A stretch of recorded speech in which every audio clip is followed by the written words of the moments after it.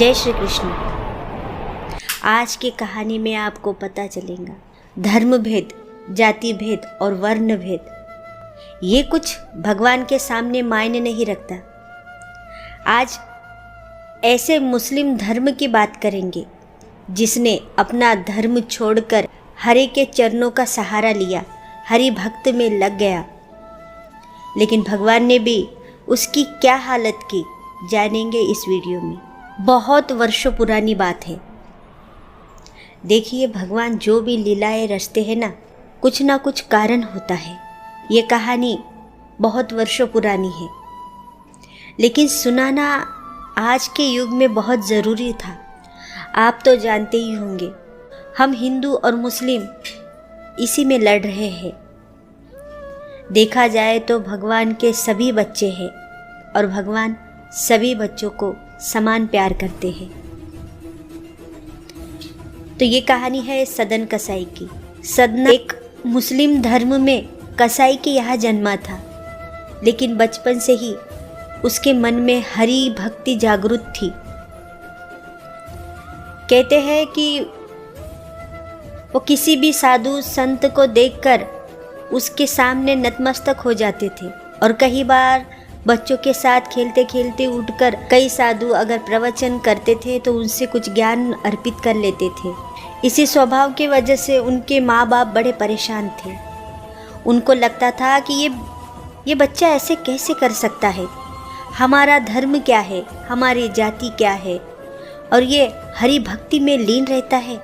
इस सदन के स्वभाव में एक मधुरता थी, एक शालीनता थी।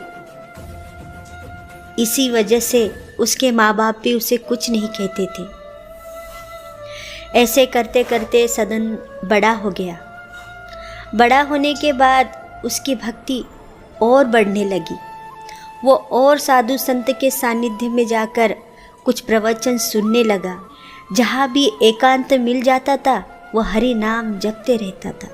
श्रीमन नारायण नारायण हरि हरि यही रट लगाए रहता था। धीरे धीरे वो बड़ा हो गया।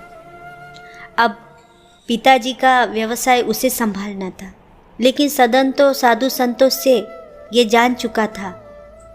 उसे इतना ज्ञान था कि किसी को मारकर, किसी को काटकर अपना पेट नहीं भरते, किसी को हानि पहुंचाकर अपना भला नहीं सोचते। इसी वजह से उसने ये सोचा था, मैं तो पिताजी का व्यवसाय चालू रखूंगा, लेकिन किसी प्राणी की हत्या नहीं करूंगा। इसी वजह से वो मार्केट से कटाया हुआ मांस लेकर आता था और बेचता था। एक दिन ऐसे ही मांस लेने वो बाजार चला गया। चलते चलते वो एक पत्थर से टकरा गया। नीचे देखता है तो क्या, एक बड़े से पत्थर पर उसकी नज़र पड़ गई। उसने हाथ में पकड़ा और सोचने लगा, ये पत्थर तो मेरे मांस तोलने के बहुत काम आएगा। वो पत्थर शालिग्राम का था। अब ये शालिग्राम भगवान का एक रूप होता है। तो वो शालिग्राम का पत्थर लेकर अपने घर आया और दुकान में एक पड्डे में शालिग्राम का पत्थर रखकर एक पड्डे में मांस तोलकर ग्राहक को देने लगा। कोई ग्राहक आधा किलो मांस मांगता था तो शालिग्राम पत्थर आधा किलो का बन जाता था। कोई ग्राहक 1 किलो मांस मांगता था तो शालिग्राम का पत्थर 1 किलो का बन जाता था। जैसे ग्राहक जितना भी केजी मांस मांगते थे, शालिग्राम पत्थर उसी किलोग्राम में ढल जाते थे। सदन को ये देखकर बड़ा आश्चर्य हो रहा था। वो सोचता था ये ज़रूर किसी साधु संत के झोली से गिरा हुआ पत्थर होगा जो चमत्कार रूप से काम कर रहा है। सदन भी हरि भक्त में लीन रहकर मांस भी बेचता था और भजन भी करता रहता था। एक बार उसके दुकान के सामने से एक संत जा रहे थे और उसकी नज़र तराजू के तरफ गई और उन्होंने झट से पहचान लिया, ये पत्थर तो भगवान जगन्नाथ के रूप शालिग्राम का है। वो अपने मुंह को ढांककर कैसे वैसे अपने आप को बचाकर उसके दुकान में उसके पास गया और कहने लगा, अरे सदन बेटा, ये तो शालिग्राम है, इससे तू मांस तोलता है। तुझे बड़ा पाप लगेगा, ला ये मुझे दे दे। सदन तो पहले ही हरि भक्त था, इसलिए उसने जल्दी से उस साधु की बात मान ली और उसने भी उस पत्थर को उस साधु को देकर कहने लगा, मुझे माफ़ कर दीजिएगा, मैं जानता नहीं था कि ये भगवान का स्वरूप है, ये भगवान का स्वरूप शालिग्राम है, इसलिए मुझे माफ़ कर दीजिए, मुझसे बड़ा पाप हुआ है, ये आप ले जाइए। तो उस साधु ने उस शालिग्राम पत्थर को लेके गया, गंगा में स्नान कराया, अपने घर में पंचामृत से स्नान कराया, वस्त्र धारण किए, पूजा आरती की, भोग लगाया, रात को शयन कक्ष में जाकर सो गए। अब रात को भगवान हरि साधु के स्वप्न में आए और कहने लगे, देखो मुझे जहाँ से लाए हो मुझे वहाँ छोड़ दो, मेरा मन यहाँ नहीं लगता। तो साधु ने कहा, प्रभु वो आपको मांस से तोलता है, आप वहाँ मत जाइए, वहाँ बहुत घिनौनी जगह है, वहाँ आपको कैसे मैं छोड़ सकता हूँ। तो भगवान कहते हैं, देखो मैं जितना कहता हूँ उतना ही करो, मुझे सदना के पास छोड़ो। अब ये भगवान का आदेश था, साधु को मानना ही था।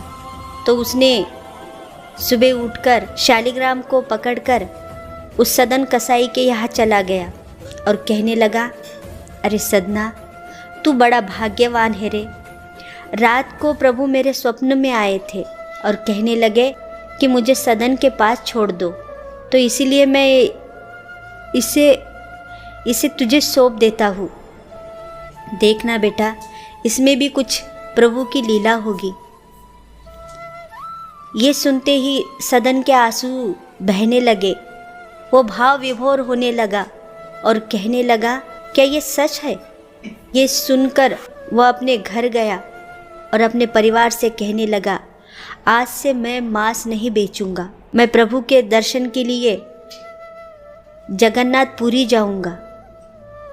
सबने इसका विरोध किया, लेकिन वो नहीं माना, चल पड़ा प्रभु के दर्शन के लिए पैदल ही अपने धाम जगन्नाथपुरी।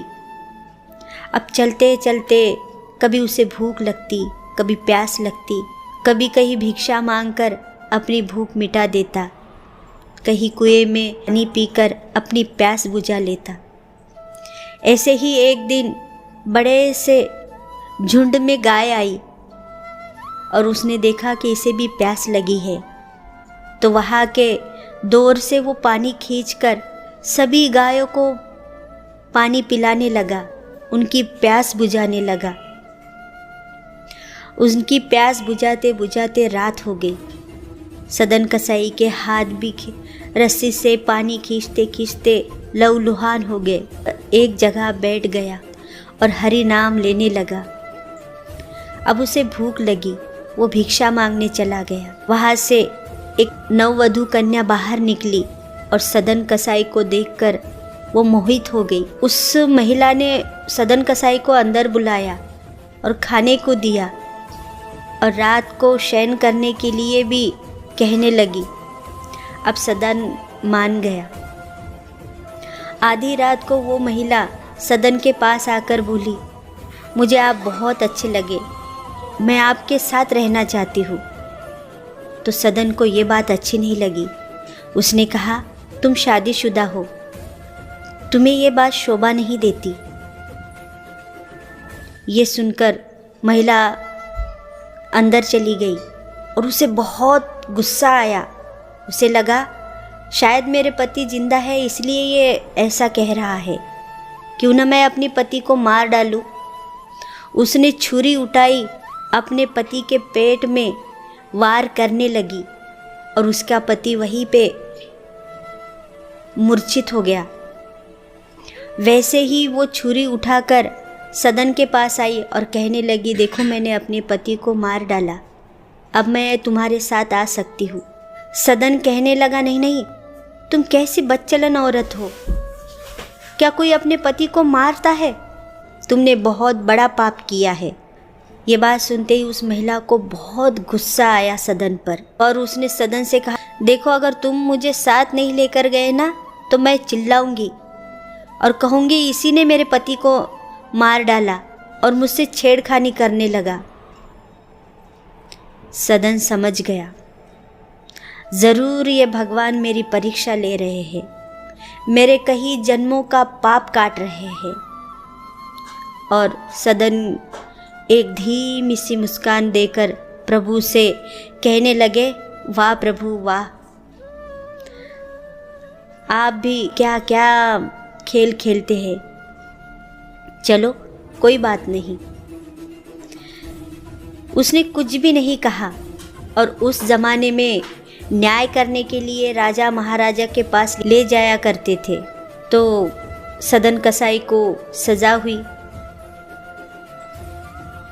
वो अपने पक्ष में कुछ भी नहीं कह रहा था। ये देखकर राजा को तो सज़ा सुनानी पड़ी। उस ज़माने में बड़े कठोर सज़ा दिया करते थे। तो सदन कसाई के हाथ बीच में से काट डाले और उसे छोड़ देने की अनुमति दे दी। अपने लहूलुहान हाथ लेकर चल पड़ा भगवान जगन्नाथपुरी।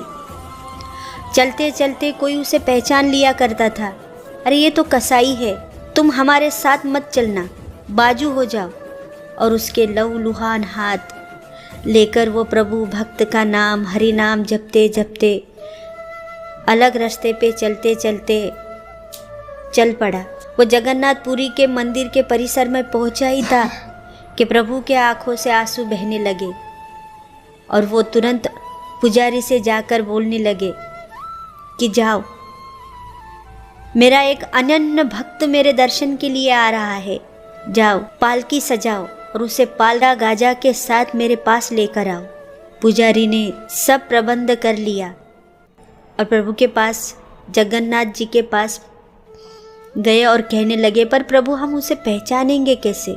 उसके भी हाथ कटे हुए हैं, इसी से आप जान जाओगे कि वही मेरा अनन्य भक्त है, जाओ उसे लेकर आओ। चल पड़े सब बाजा गाजा के साथ एक बड़ी सी पालकी सजाकर उस कसाई को लाने, जो धर्म से मुस्लिम था, एक बड़ी सीख देने कि भक्ति ना किसी धर्म से होती है, ना जाति से होती है, भक्ति तो भाव से होती है।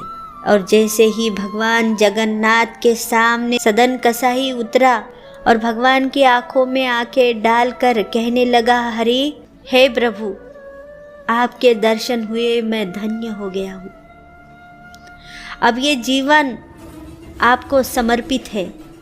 और देखा तो क्या, उसका दर्द ठीक होने लगा और उसके हाथ जैसे थे वैसे हो गए। तो ये थी भगवान की लीला। तब से सदन कसाई ने अपना जीवन पूरा समर्पित प्रभु पे किया। तो भक्तों, हम ही हैं जो भेदभाव करते हैं। ये हिंदू है, ये मुस्लिम है, ये सिख, ये ईसाई है और अपना धर्म छोड़कर किसी और धर्म में चले जाते हैं। लेकिन भगवान तो एक ही होते हैं।